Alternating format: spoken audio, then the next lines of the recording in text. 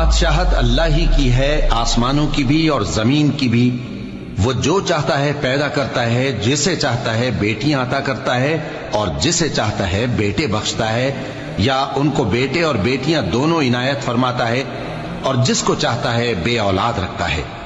وہ تو جاننے والا ہے، قدرت والا ہے، اور کسی آدمی کے لیے ممکن نہیں کہ اللہ اس سے بات کرے مگر وحی کے ذریعے یا پردے کے پیچھے سے، یا کوئی فرشتہ بھیج دے تو وہ اللہ کے حکم سے جو اللہ چاہے القا کرے۔ بے شک وہ بلند و برتر ہے، حکمت والا ہے۔ اور اسی طرح ہم نے اپنے حکم سے تمہاری طرف روح القدس کے ذریعے سے قرآن بھیجا ہے۔